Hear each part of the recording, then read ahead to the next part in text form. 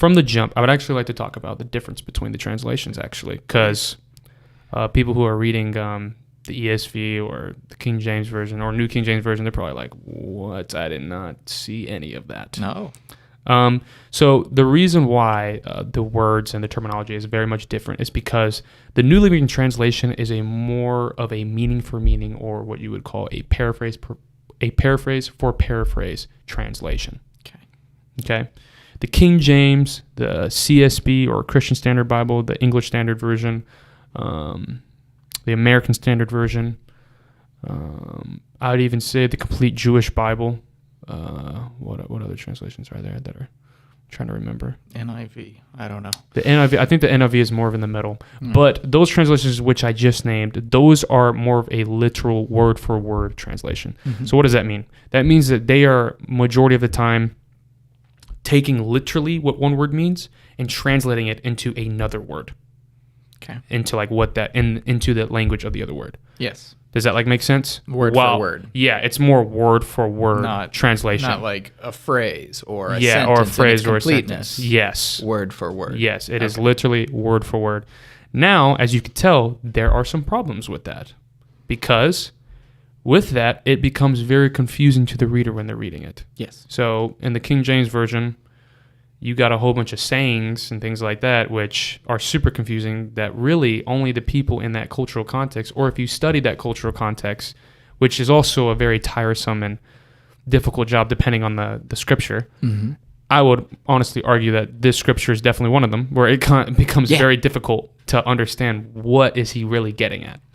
While with a meaning for meaning or a paraphrase for paraphrase, what these translations do is that they focus more on what is the author saying and how can this properly be communicated to a person today, basically. Yeah. So with that, it was basically kind of doing a lot of the hard work for us, taking these sayings or these phrases that were probably typically used a lot back then and communicated it in a way that can be understood to us today.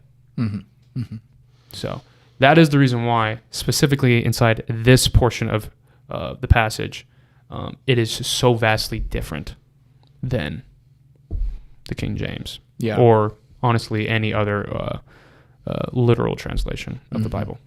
Yeah, I like the King James in like for its negative and its positive in that effect, because when you do reach something that just doesn't make sense for you, it like piques your interest. Yeah, you're like, what does that mean? And then you do go into that detail to actually try to find it and understand it. But with that, there is that same negative of, if that's all you're doing, if you're just reading the words down there, like you're going to be missing something. Yeah, you're going to be sitting here and be like, why is it talking about a grasshopper? Yeah. Okay. What? An almond tree? I don't even know what that looks like. You know, I had to talk with like some of the people that I go to church with and be like, what does it mean when it's talking about like some almond tree? And they're like, something about like gray hair or something, and that's what it looks like. And I'm like, what? So when I heard you say that, I was like, oh, that guy was right. Okay. Yeah. Still didn't help me because I didn't know what all the other ones meant. Yeah. No, because there's honestly a lot in there, and honestly, if you actually compare it. Verse by verse, actually, there are still some words in there, but because of the remaining words around those certain words, it helps the reader better understand specifically what they are referring to.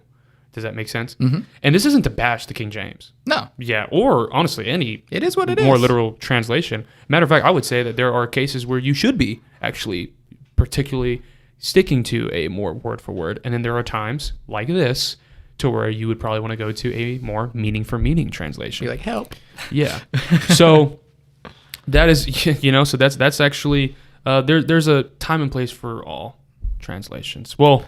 Okay, chapter 3. Nice job. Yeah. Well, there are certain translations that I would probably suggest to stay away from just because they're not really translations, but that's more getting into semantics.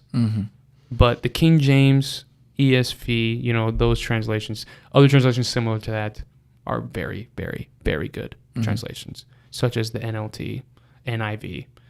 I'm trying to think of other translations similar to those.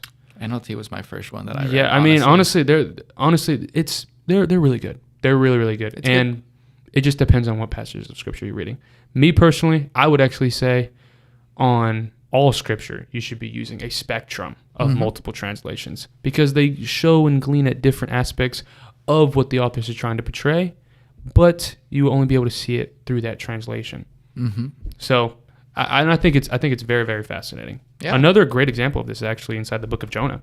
There's one portion in Jonah to where it makes it seem like, in a literal translation, it makes it seem like Jonah fell asleep during the storm. Yes. Yeah. When, if you actually look into the grammar of the Hebrew, the literal translation actually does a horrible job.